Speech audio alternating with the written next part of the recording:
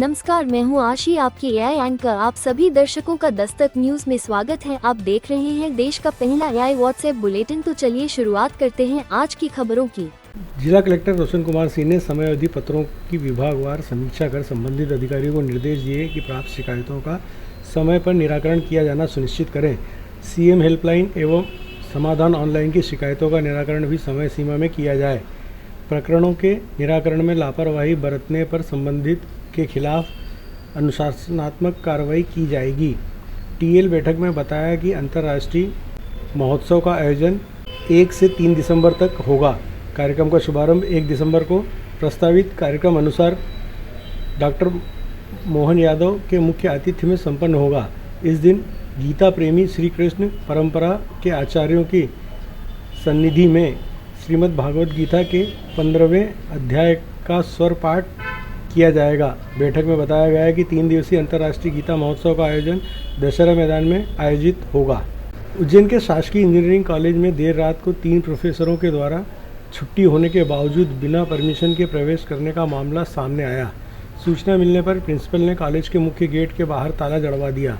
Principal doctor Jitendra Srivastava ने Nanakheda police को जानकारी दी कि तीनों प्रोफेसर बिना परमिशन आए हैं। गणित विभाग के एचओडी डॉक्टर एच के पटेल के कक्ष में mechanical engineering professor Subhash Chandra Solanki और केमिकल इंजीनियरिंग लोकेंद्र सिंह ठाकुर बैठकर छुट्टी के दिन कंप्यूटर सिस्टम पर टाइपिंग कर रहे थे।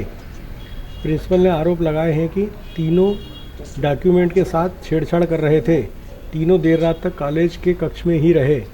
रात करीब 1 बजे नानाखेड़ा थाना पुलिस के साथ प्रिंसिपल पहुंचे और गेट का ताला खोलकर तीनों प्रोफेसरों के लैपटॉप बैग को जब्त करवाया। कर्मयोगी स्वर्गीय कृष्ण मंगल सिंह कुलश्रेष्ठ की प्रेरणा और पद्मभूषण डॉक्टर शिव मंगल सिंह सुमन की स्मृति में भारतीय ज्ञानपीठ में आयोजित 23वीं अखिल भारतीय सद्भावना व्याख्यान माला के अंतिम दिवस आप नहीं बदलेंगे तो प्रकृति आपको बदल देगी विषय पर वक्ताओं ने अपने विचार प्रकट किए। कार्यक्रम की शुरुआत माधव विज्ञान महाविद्यालय के प्राचार्य डॉक्टर हरीश व्यास, एडवोकेट मुकेश ठाकुर, पूर्व निगम सभापति सोनू गहलोत, हर्षा वाघे, अमृता कुलश्रेष्ठ ने दीप प्रज्वलित कर की। अतिथि स्वागत संस्था प्रमुख युधिष्ठिर कुलश्रेष्ठ, ऋचा विचार मंच के महेश ज्ञानी, शशि भूषण ने किया। इस व्याख्यानमाला को विभिन्न डिजिटल प्लेटफॉर्म सहित कम्युनिटी रेडियो दस्तक 90.8 FM पर भी सुना गया। मुख्य वक्ता के रूप में प्रसिद्ध पर्यावरणविद पद्मभूषण अनिल प्रकाश जोशी ने कहा कि प्रकृति जिस वेग से बदली है, हमने उसे उतनी गंभीरता से कभी नहीं लिया। आज प्रचंड गर्मी का जो असहनीय वातावरण हमारे सामने है, वह चेतावनी नहीं बल्कि दंड के रूप में खड़ा है।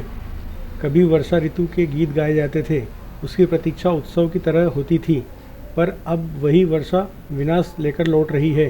फसलें सूख रही हैं, धरती तप रही है और चक्रवातों की खबरों से अखबार रोज भय से भय रहे हैं।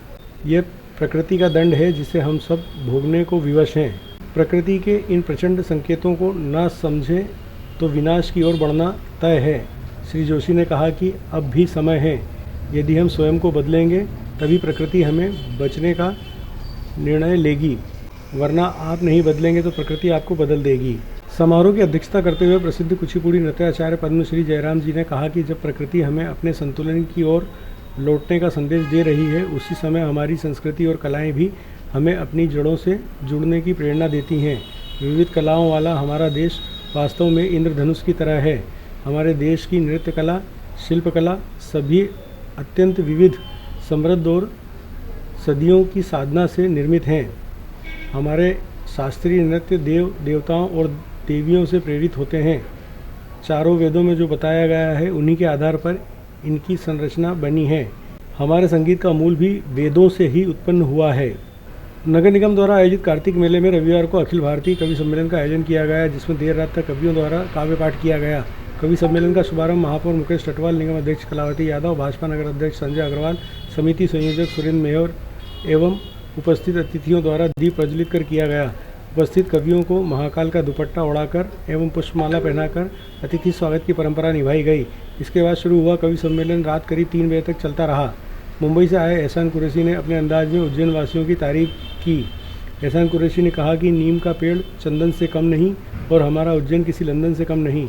ऐसे तमाम हास्य व्यंगों पर श्रोताओं ने देर रात तक जमकर ठहाके लगाए।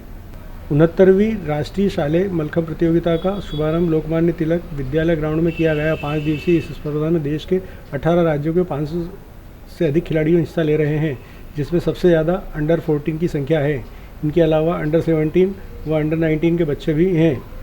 जिला शिक्षा अधिकारी आनंद शर्मा और जिला क्रीड़ा अधिकारी PL शर्मा ने बताया कि 25, 26 और 27 नवंबर को पहला सत्र सुबह 9 बजे से दोपहर 1 बजे तक रहेगा और दूसरा सत्र शाम 4 से 7 बजे तक रहेगा। सभी बालक एवं बालिकाओं के ठहरने, भोजन, पानी, मेडिकल की खास व्यवस्थाएं जिला प्रशासन की ओर से की गई हैं। पहले हाथों, लातों और फिर चप्पल से अधेड़ युवक को गालियां देते हुए लगातार पिटाई कर रही ये महिलाएं उस किशोरी की मां और मौसी हैं, जिसे ये अधेड़ तंग किया करता था।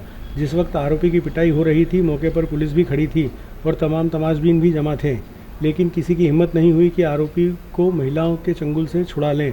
दरअसल ये घटना 2 दिन पहले उज्जैन जिले के नागदा तहसील की है, जिसका वीडियो अब वायरल हो रहा है। बताया जा रहा है कि आरोपी सुंदरलाल कई दिनों से एक किशोरी को तंग कर रहा था।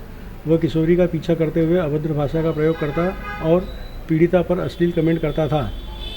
परेशान किशोरी ने जब ये बात अपनी मां को बताई तो वे आग बबूला हो उठी। उन्होंने अपने परिवार के साथ नागदा थाने में आरोपी सुंदरलाल के खिलाफ प्रकरण दर्ज कराया। इसी बीच आरोपी उनके हाथ लग गया। बस फिर क्या, दोनों महिलाओं ने मिलकर सरेराह युवक की पिटाई कर दी। महिलाओं ने युवक को इस कदर पीटा कि उसकी नाक और मुंह से खून निकल आया। हालांकि युवक हाथ जोड़कर उनसे माफ़ी मांगता रहा। पुलिस ने आरोपी पर पॉक्सो एक्ट सहित अन्य धाराओं में प्रकरण दर्ज किया है। आरोपी की गिरफ्तारी कर ली गई है और वैधानिक कार्रवाई की जा रही है। अभी आप सुन रहे थे आपकी एंकर आशी के साथ दस्तक न्यूज का व्हाट्सएप बुलेटिन। और भी खबरों को देखने और पढ़ने के लिए लॉगिन कीजिए दस्तकन्यूज.com। धन्यवाद।